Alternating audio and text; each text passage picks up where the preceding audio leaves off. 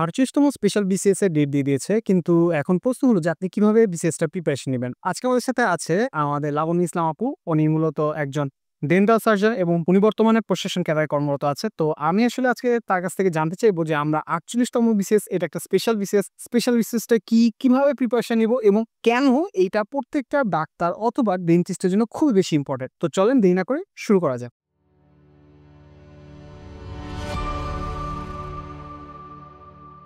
Hello everyone, welcome to এনগেটস। আমি মোহাম্মদ লতিফুর রহমান। আজকে আমরা কথা বলবো 48তম বিসিএস যেটা একটা স্পেশাল বিসিএস। এই বিসিএসটা কি, কিভাবে এটা প্রিপারেশন নিব, কি ভুল করব এবং কি ভুল করব না, এইগুলো নিয়ে। তো চলেন দেরি না করে শুরু করা যাক। আপু, তাহলে প্রথম আমার প্রশ্ন হলো যে আপনি একটু কাইন্ডলি আপনার ইন্ট্রোডাকশনটা একবার একটু আমাদের দর্শকদের কাছে আরেকবার। আসসালামু আলাইকুম, আমি লাবণ্য ইসলাম, বর্তমানে কর্মরত আছি 43তম বিসিএস থেকে প্রশাসন ক্যাডার সার্ভিসে। আর আমি এর আগে 41তম বিসিএস এর স্বাস্থ্য ক্যাডারে কর্মরত ছিলাম সহকারী ডেন্টাল সার্জন হিসেবে। আমাদের প্রথম প্রশ্ন এটাই যে স্পেশাল বিসিএস জিনিসটা আসলে কি? ধন্যবাদ ভাইয়া। আসলে আমাদের তো একটা রেগুলার প্রসেসে যে বিসিএসটা হয় সেখানে প্রথমে থাকে হচ্ছে একটা প্রিলিমিনারি পরীক্ষা 200 নম্বরের। এরপর প্রিলিমিনারি থেকে উত্তীর্ণ হলে তাদেরকে একটা লিখিত পরীক্ষায় অংশগ্রহণ করতে হয় প্রার্থীকে। এরপর লিখিত পরীক্ষায় পাশ করার পরে ভাইবা দিতে হয় এবং পরবর্তীতে দেখা যায় যে শুধু লিখিত এবং ভাইবার নাম্বার যোগ করে মূলত ক্যাডার নির্ধারণ হয়। এটা সাধারণত হয়। তবে মাঝে মাঝে বিশেষ প্রয়োজনে সরকার বিশেষ বিসিএস বা স্পেশাল বিসিএস এর আয়োজন করে থাকে। তো সেখানে যেটা হয়, বিশেষ গ্রুপের স্টুডেন্টরাই পরীক্ষা দেয়। যেমন ডাক্তারদের জন্য সামনে 48তম স্পেশাল বিসিএস। সেখানে যেটা হবে, প্রথমে একটা প্রিলিমিনারি পরীক্ষা হবে 200 মার্কসের, যেখানে 100 নাম্বার থাকবে হলো তার সাবজেক্ট বেসড, আর 100 নাম্বার থাকবে জেনারেল কোয়েশ্চেন। সেখান থেকে যারা প্রিলিমিনারিতে উত্তীর্ণ হবে এবং তারা তখন ভাইবা দিবে। এখানে আসলে তো লিখিত পরীক্ষার কোনো ব্যাপার নেই।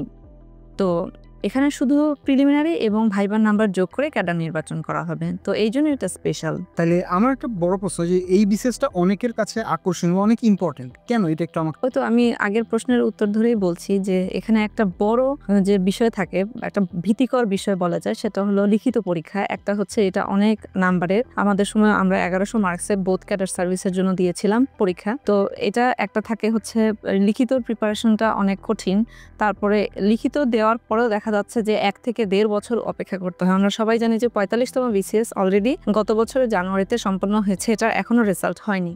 তো প্রিলিমিনারি ক্ষেত্রে যদি প্রিলিমিনারি দিয়ে উত্তীর্ণ হয়ে যদি ভাইবা দেওয়া যায়, তাহলে এই যে রিটেনের যে কষ্ট সেটা তো আর হচ্ছে না। তো অবশ্যই এটা অনেক ইম্পর্টেন্ট। আর এখানে আরো একটা যে বিষয় ইম্পর্টেন্ট, সেটা হলো এখানে যেহেতু একটা বিসিএস একটা বিশেষ উদ্দেশ্যকে কেন্দ্র করে, যেমন যেহেতু 48তম বিসিএস ডাক্তারদের জন্য, এখানে দেখা যাচ্ছে 300 ডেন্টাল সার্জন নিবে এবং 2700 নিবে হলো সার্জন এমবিবিএস ডাক্তার। তো এটা আসলে দেখা যায় যে সাধারণ বিসিএস এত সিট থাকে না, সাধারণ বিসিএস এ পদ আরো অনেক কম থাকে। তো অবশ্যই এটা একটা ইম্পর্টেন্ট এই দুটা ব্যাপারের জন্য। এখানে আরো একটা আমি কথা এখানে অ্যাড করবো, যেহেতু আমি একজন ডেন্টাল সার্জন, আমি এটা নিজেও ফেস করেছি।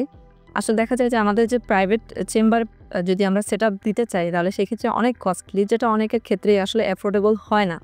তো এই ক্ষেত্রে যদি আমরা একটা স্পেশাল বিসিএস আমাদের জবটাকে সিকিউর করতে পারি, তাহলে কিন্তু আমাদের, হ্যাঁ, আমরা অনেকেই চিন্তা করি আমরা পরবর্তীতে চেম্বার দিব, সেটা পরে থাকলো। কিন্তু প্রথমে আমি একটা বিসিএস এর চাকরিতে জয়েন করলাম, তারপর একটা পোস্ট গ্রাজুয়েশন করলাম, তারপরে আমি ধীরে ধীরে একটা চেম্বারের দিকে গেলাম। তো এই জন্য স্পেশাল বিসিএসটা আমি মনে করি ইম্পর্টেন্ট।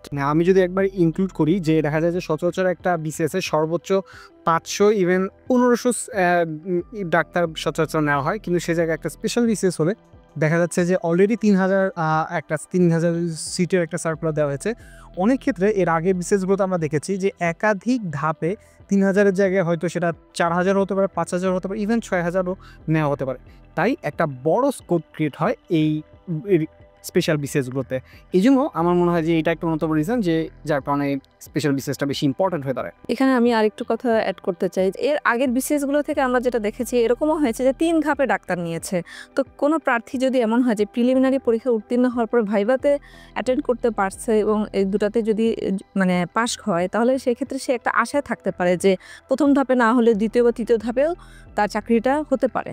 তো এটা অবশ্যই ইম্পর্ট্যান্ট এই বিসিএস। আচ্ছা, তো এবার আমার প্রশ্ন যে এই স্পেশাল বিসিএস এর কোশ্চেনের প্যাটার্নটা কিরকম হয়? এখানেও ওই আগের কথাটাই চলে আসতেছে, যেহেতু এখানে রিটেন হয় না। যখন আমরা রিটেন দিতাম, আমাদের যাদের টেকনিক্যাল সাবজেক্টের জন্য আমরা পরীক্ষা দিতাম, তখন আমাদের 200 নম্বরের টেকনিক্যাল পরীক্ষা দিতে হতো। তো এখানে যেহেতু এইটা রিটেনটা নাই, তো সেই ক্ষেত্রে যেটা হয়, এখানে 200 নম্বরের প্রিলিমিনারির মধ্যে 100 থাকে হচ্ছে তার নিজের সাবজেক্ট বেসড, তো আর 100 থাকে হচ্ছে জেনারেল, যেটা আমরা প্রিপারেশন নিই। আচ্ছা, তো আরেকটা জিনিস আমি একটু প্রশ্ন করি যে জেনারেলের ভেতর কোন কোন সাবজেক্টগুলো বেশিরভাগ আসে বলে আপনার মনে হয়? জেনারেল সাবজেক্টগুলো থেকে যেটা হয়, আপনার বাংলা থাকে, বাংলা সাহিত্য এবং ব্যাকরণ অংশ থেকে দেখা যাচ্ছে থাকে। আর ইংলিশের ক্ষেত্রে যেটা হয়, গ্রামার অংশ থাকে, কিন্তু গ্রামারের ছাড়া আমরা যেটা জেনারেলে দিই সেটা হলো সাহিত্য, সেটা থাকে না। আর ম্যাথটা থাকবে, বাংলাদেশ বিষয়াবলী, আন্তর্জাতিক বিষয়াবলী, এগুলো থাকে। কিন্তু আমরা আরও যেসব দিতাম, যেমন সুশাসন বা হচ্ছে ভূগোল, এই সাবজেক্টগুলো থাকে না। আচ্ছা, তাহলে দেখা গেল যে আমরা একটা সহজ কথা যদি বলি, 100 মার্কের ভেতর অনেক কিছু, যেমন ধরেন মেন্টাল অ্যাবিলিটিটা দেখা যায় না, সুশাসন নৈতিকতা এই সাবজেক্টটাও দেখা যায় না, ভূগোল এই সাবজেক্টটাও দেখা যায় না, সাধারণ বিজ্ঞান অনেক ক্ষেত্রেই কম থাকে। তো এইটাই মোটামুটি আমাদের 100 মার্কের ভেতর থাকে। এখন হলো যে যদি আপনি আজকে যদি এই স্পেশাল বিসিএস এর প্রিপারেশনটা নিতেন, আপনি আজকে কিভাবে প্রিপারেশনটা নিতেন? এটাই হচ্ছে আজকের মেইন প্রশ্ন আমার কাছে মনে হচ্ছে। আর সেটা হলো, আমি অবশ্যই আগে দেখতাম পিএসসি আমাদের জন্য কোন সিলেবাসটা নির্ধারণ করে দিয়েছে। আমি আগে অবশ্যই পিএসসির যে সিলেবাস সেটা নিয়ে আমি বসতাম, এবং আমি টপিক ধরে ধরে প্রিপারেশন নিতাম, এবং সেটা অবশ্যই হতো মূল বই থেকে। আর যেহেতু এখন টাইমটা খুবই কম, আমি দেখতেছি যে জুলাইয়ের মাঝামাঝিতে হয়তো পরীক্ষা হবে, হাতে বেশি সময় নেই। তো আমাকে প্রতিদিন অন্তত 10 থেকে 12 ঘন্টা অবশ্যই পড়তে হবে, বা তারও বেশি সময়। এবং সেই ক্ষেত্রে অবশ্যই আমি সিলেবাসটা ধরে আমি মূল বই থেকে দাগিয়ে দাগিয়ে পড়তাম। এটাই হচ্ছে আমার প্রিপারেশন হতো এখন। তাহলে আমি যদি একটা জিনিস একটু ক্লিয়ার করি, যে বেশিরভাগ যেহেতু এই ভিডিওটা যারা দেখবেন বেশিরভাগই স্বাস্থ্য ব্যাপার থেকে থাকবেন, তো তাদের সবারই হয়তো প্র্যাকটিস আছে, কারো ইন্টার্নশিপ আছে, সবারই ব্যস্ততা থাকবে। কিন্তু আপনাকে যদি এই শর্ট টাইমের ভেতর বিসিএস এর একটা ভালো প্রিপারেশন নিতে হয়, আপনাকে অবশ্যই 10 থেকে 12 ঘন্টার একটা টাইম নিজের পড়ার জন্য রাখা লাগবে। হ্যাঁ, এখন আপনি সেটা আপনার প্র্যাকটিসের ভেতরে বসেও করতে পারেন, আপনি সেটা আপনার অফিসে বসেও করতে পারেন, যেখানে করছেন, কিন্তু আপনাকে এই টাইমটা দেওয়া লাগবে। আদারওয়াইজ দেখা যাবে যে আপনার জন্য এই বিসিএসটা সহজ হলো এমন কিন্তু হয় না যে সবাই এটাতে পাশ করবে। তো আমার এখানে একটা প্রশ্ন, যে এই যে কথা থেকে আমরা আসলাম, যে সাধারণত মানুষ এখানে কি কি ভুল করে যার জন্য তারা হয়তো এই বিসিএসটা পাশ করতে পারে না? হ্যাঁ, এটা যেহেতু একটা খুব কম সময় এখানে আপনারা পাচ্ছেন যারা পরীক্ষা দিবেন, তো এই ক্ষেত্রে অনেকে চিন্তা করতেছে যে আমি এত কম সময়ে কিভাবে প্রিপারেশন নেব। তারপর দেখা যাচ্ছে তারা বিভিন্ন কোচিং সেন্টারের পিছে দৌড়াচ্ছে, আচ্ছা এখানে গেলে মনে হয় আমার একটা সুবিধা হবে, ওখানে গেলে সুবিধা হবে। কিন্তু দেখা যাচ্ছে কি, দিন শেষে কোচিং সেন্টার কিন্তু আপনাকে পড়াবে না, আপনার প্রিপারেশন আপনাকেই নিতে হবে, এবং এটা এই মুহূর্ত থেকেই নিতে হবে। ওই যে আমি বললাম, আপনাকে পড়ার টেবিলে চলে যেতে হবে, এবং আপনি আপনার প্রিপারেশনটা বেস্ট নিতে পারেন, এবং সেই ক্ষেত্রে অবশ্যই মূল বই থেকে দাগিয়ে পড়তে হবে এবং বারবার রিভিশন দিতে হবে। রিভিশনের এখানে কোনো বিকল্প নেই। আরেকটা যেটা আপনারা করতে পারেন, একদম শেষ সময় যে আপনি যে কোনো কোচিং সেন্টারে বা অনলাইনে আপনি কিছু মডেল টেস্ট দিতে পারেন, এটার ক্ষেত্রে আপনাকে যাচাই করার জন্য। তাছাড়া আমি মনে করি এখন এই সময়ে নিজের প্রিপারেশন ছাড়া, নিজের পড়া ছাড়া এইভাবে কোনো কোচিং সেন্টারের পিছনে আপনার দৌড়ানোটা ঠিক হবে না, এতে আপনার শুধু সময়ই নষ্ট হবে। যারা এই ব্যাপারটা বুঝবে তারা আসলেই নিজে থেকে প্রিপারেশন নেবে। আর আপনারা যারা ডাক্তার আছেন, এখানে আপনাদেরকে বোঝানোর মতো কিছুই নেই, কারণ আপনারা পাশ করেই আসছেন, এই ব্যাপারগুলো আপনারা জানেন। হতে পারে কোনো টপিকে যদি আপনাদের কোনো কনফিউশন থাকে, সেক্ষেত্রে আপনারা আপনাদের বন্ধু, ব্যাচমেট, তাদের কাছ থেকেও আপনারা পরামর্শ নিলে এটা সলভ করতে পারবেন। কিন্তু আমি মনে করি এই সময় কোচিংয়ের পিছনে দৌড়ানো মানে সময় নষ্ট ছাড়া আর কোনো কিছুই না।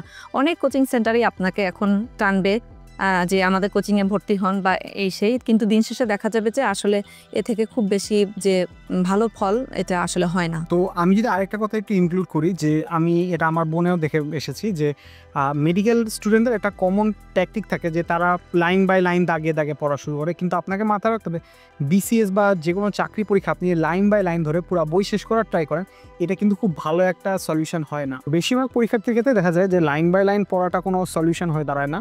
আপনাকে বুঝে পাস্ট যেসব কোশ্চেন আছে সেই কোশ্চেনগুলো থেকে ধরে ধরে আপনাকে প্রিপারেশন নিতে হবে। অর্থাৎ যেসব টপিকে এসেছে সেসব টপিকে বারবার পড়তে হবে, যেসব টপিকে আসেনি ওগুলো বাদ। প্রত্যেক লাইন বাই লাইন ধরে প্রিপারেশন নেওয়া বিসিএস বা জব এক্সামের জন্য মোটেও সলিউশন হবে বলে আমার মনে হয় না। আর আবু যেটা বললেন যে আমাদের যে লাইভ যে এইসব এক্সাম দেওয়াটা একটু ইম্পর্ট্যান্ট, এই ক্ষেত্রে আপনি বিভিন্ন কোচিং সেন্টারও ফলো করতে পারেন, ইভেন লাইভ এনসিকিউ ফলো করতে পারেন। যে কোনো একটা থেকে আপনি চাইলে মডেল টেস্টটা দিতে পারেন। এবং আমাদের শেষ প্রশ্ন, যে মেডিকেল গ্র্যাজুয়েট মানে যারা কেবল মেডিকেল গ্র্যাজুয়েশন শেষ করেছে, হয়তো এটা তার প্রথম বিসিএস এবং প্রথম স্পেশাল বিসিএস, আপনি তাদেরকে কি সাজেশন দিবেন? আচ্ছা, এই ক্ষেত্রে আমি বলবো যারা অলরেডি হয়তো পোস্ট গ্রাজুয়েশনের জন্য প্রিপারেশন নিচ্ছিল এফসিপিএস বা এমএস এর জন্য, বা অলরেডি যে কোনো কোর্সে আছে, আমার কাছে মনে হয় এটা তাদের জন্য একটা অ্যাডভান্টেজ। কারণ এখানে যে প্রশ্নগুলো হয় মূলত এই টাইপেরই হয়। তবে যারা পোস্ট গ্রাজুয়েশনের জন্য প্রিপারেশন নেয়নি, মানে এই বিসিএস দিয়ে শুরু, তো তাদের আসলে মন খারাপ করার কিছু নেই। ওইটাই বললাম, আপনারা যদি চেষ্টা করেন এখনও সম্ভব। আর সেই ক্ষেত্রে মেইন বই পড়ার কোনো বিকল্প নেই, নিচেই থাকবে আমার পরামর্শ। এটা শুধু এমবিবিএস নয়, এমবিবিএস বিডিএস দুই ক্ষেত্রের জন্যই প্রযোজ্য। তাহলে যদি আমি একটু ক্লিয়ারিফাই করে বলি যে অনেকে এখন আছে যে পোস্ট গ্রাজুয়েশনের প্রিপারেশন নিচ্ছেন, তারা যদি বিসিএসের প্রিপারেশন নেওয়া শুরু করেন হয়তো আপনার জন্য একটু অ্যাডভান্টেজ হবে। কিন্তু যারা ধরেন যে কেবল এমবিবিএস হয়তো পাস করেছেন, কেবল রেজিস্ট্রেশন নাম্বার পেয়েছেন, আপনার জন্য এখনও খুব লেট হয়নি। আপনি আপনার বেসিক যেগুলো জানেন সেগুলো থেকে আস্তে আস্তে প্রিপারেশন নেওয়া শুরু করেন। আপনি বিভিন্ন কোশ্চেন দেখলে আপনি বুঝতে পারবেন যে কোন কোন টপিক থেকে প্রশ্ন আসে। আর যেহেতু স্পেশাল বিসিএসে এমসিকিউ টাইপের কোশ্চেন আসে, আপনার জন্য আপনার যদি কোনো এক সময় পড়া হয়ে থাকে অবশ্যই আপনি সেটাকে মনে করে আপনি অ্যান্সার করতে পারবেন আশা করি। এরকম অনেকেই আছে যারা হলো সামনে 46তম বিসিএস লিখিত পরীক্ষা দিবে, তো তাদের মধ্যে কিন্তু একটা অলরেডি কনফিউশন শুরু হয়ে গেছে। আমি কি 46তম রিটেনের প্রিপারেশন নেব, নাকি আমি এদিকে 48তম প্রিলির প্রিপারেশন নেব? কারণ যেহেতু দুইটা বিসিএসে দেখা যাবে পরপর হয়ে যাবে, তো সেই ক্ষেত্রে বলবো আসলে আপনাকে ব্যালেন্স করেই পড়তে হবে। কারণ কিছু করার নেই, এটা সবসময় হয়ে আসতেছে। আমরা যখন 41, 43, 44, 45 এই বিসিএসগুলো আমরা এভাবেই দিয়েছি, একটা রিটেন একটা প্রিলি এভাবেই। কিন্তু তবে আমি বলবো যারা ডাক্তার আছেন তারা অবশ্যই প্রথম প্রায়োরিটি এখন 48 বিসিএসকে রাখা উচিত। কারণ এখন আপনার চাকরিটা নিশ্চিত করা হচ্ছে সবচেয়ে জরুরি। এটাই আমি বলবো, কনফিউশন হওয়ার কিছু নেই। আপনি দুই দিকেই আগান, তবে অবশ্যই 48 বিসিএস প্রিলিমিনারিকে আগে ইম্পর্টেন্সটা দিতে হবে। তো এই ক্ষেত্রে আমি যদি আরেকটু বলি যে ধরেন যে আপনার হয়তো প্রায়োরিটি অন্যান্য ক্যাডার হয়তো হতে পারে, অ্যাডমিন, পুলিশ, এইসব ক্যাডার যদি হয়, সেক্ষেত্রে হয়তো আপনি 46টাকে প্রায়োরিটি দিতে পারেন। কিন্তু আমার মতেও এবং আপুর মতো যে দেখা যাবে যে 45-এর রেজাল্ট হওয়ার আগে 48 হয়তো নিয়োগও পেয়ে যাবে। তাই সেক্ষেত্রে আপনি যদি চান যে আপনার একটা ইমিডিয়েট একটা জবের প্রয়োজন, বা আপনি চাচ্ছেন যে আপনার ফ্যামিলির ফাইন্যান্সিয়াল স্ট্যাবিলিটি, অবশ্যই আপনার 48 বিসিএসটাকে বেশি ফোকাস করা উচিত। এখানে আমি বলতে চাই, যেমন এর আগে বিসিএসও দেখা গিয়েছে যে 42তম বিসিএসে ডাক্তার যারা আছে তারা পরবর্তীতে এখানে চাকরি করেছে, পরবর্তীতে 41তম বিসিএস এবং 43তম বিসিএসেও তারা জয়েন করেছে।